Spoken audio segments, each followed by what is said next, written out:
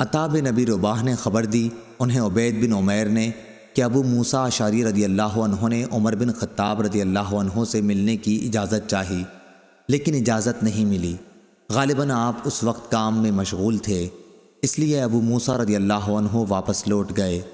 پھر عمر رضی اللہ عنہ فارغ ہوئے تو فرمایا، کیا میں نے عبداللہ بن قیس ابو موسیٰ رضی اللہ عنہ کی آواز سنی تھی؟ انہیں اندر آنے کی اجازت دے دو۔ کہا گیا وہ تو لوٹ کر چلے گئے، تو عمر رضی اللہ عنہ نے انہیں بلا لیا۔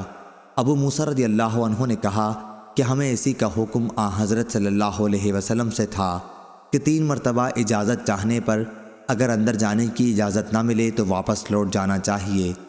اس پر عمر رضی اللہ عنہ نے فرمایا، اس حدیث پر کوئی گواہ لاؤ۔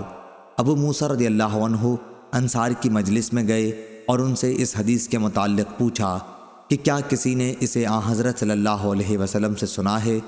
ان لوگوں نے کہا کہ اس کی گواہی تو تمہارے ساتھ وہ دے گا جو ہم سب میں بہت ہی کم عمر ہے۔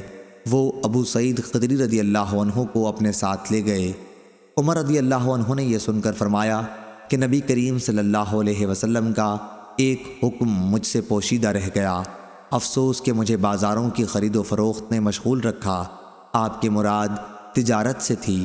صحیح بخاری حدیث نمبر 2062۔